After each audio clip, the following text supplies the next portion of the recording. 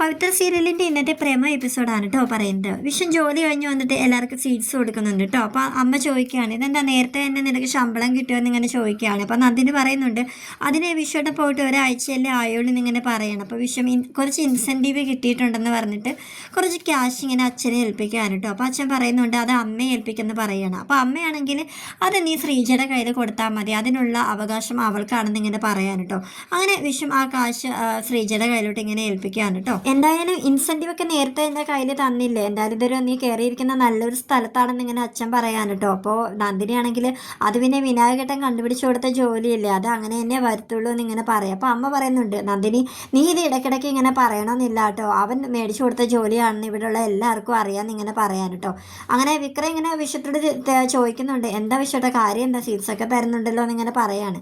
അപ്പോൾ അച്ഛനാണെങ്കിൽ ആ വിക്രത്തിനെ കൊള്ളിച്ചിങ്ങനെ പറയാണ്, ആ മൂന്ന് മക്കളിൽ രണ്ടുപേരും നല്ല രീതിയിൽ തന്നെ പോകുന്നുണ്ടെന്ന് എനിക്കിപ്പോൾ ബോധ്യമായി. മൂന്നാമത്തവൻ്റെ കാര്യം പിന്നെ ഒട്ടും ഉറപ്പിക്കണ്ട, അത് പിന്നെ അങ്ങനെ തന്നെ ആവത്തുള്ളൂ, ഒരു പാഴ് ജന്മമാണെന്നൊക്കെ അവനെ ഇങ്ങനെ താഴ്ത്തി ഇങ്ങനെ പറയാൻ തുടങ്ങി കേട്ടോ.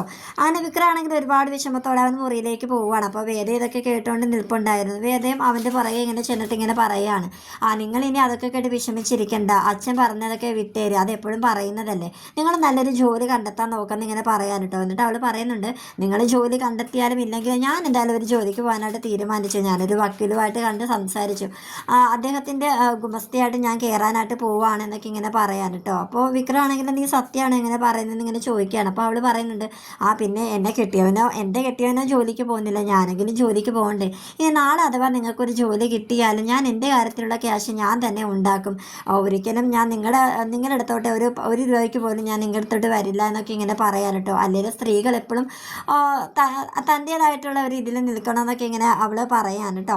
പിന്നീട് വിഷം ശ്രീജയോട് സംസാരിക്കുന്നതായിട്ടാണ് കേട്ടോ കാണിക്കുന്നത് മുറിയിൽ. അപ്പോൾ അവൾക്ക് വേണ്ടിയിട്ട് മുല്ലപ്പൂവൊക്കെ വിഷം മേടിച്ച് വെച്ചിരിക്കുകയാണ്. അപ്പോൾ ശ്രീജ ചോദിക്കുക, എന്താ ഈ മുല്ലപ്പൂവൊക്കെ വാങ്ങിച്ചുകൊണ്ട് വന്നിരിക്കുന്നത്?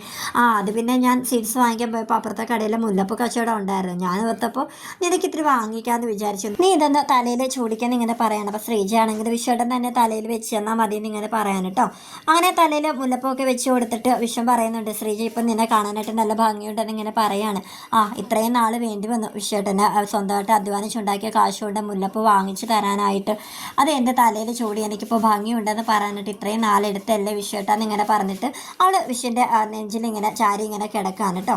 പിന്നെ നമ്മുടെ വേദയുടെ വീടാണ് കാണിക്കുന്നത്. അവിടെ വേദയുടെ അമ്മ അച്ഛനോട് ഇങ്ങനെ സംസാരിക്കുകയാണ്. വേദയുടെ അച്ഛനോട്, നിങ്ങൾ കോടതിയിൽ നിങ്ങൾ ഏതൊരു പ്രതിക്കും അവർക്ക് പറയാനുള്ളത് എന്താണെന്ന് വെച്ചാൽ കേൾക്കും, പക്ഷെ അതെന്തുകൊണ്ട് നമ്മുടെ മകളുടെ കാര്യത്തിൽ അത് ഉണ്ടായില്ല, എന്താണ് അവൾക്ക് ഒരു അവസരം കൊടുക്കാതിരുന്നത്, എല്ലാം മനസ്സിലാക്കി അവൾ മാപ്പ് പറയാനായിട്ടല്ലേ വന്നത് എന്നിങ്ങനെ പറയാൻ കേട്ടോ.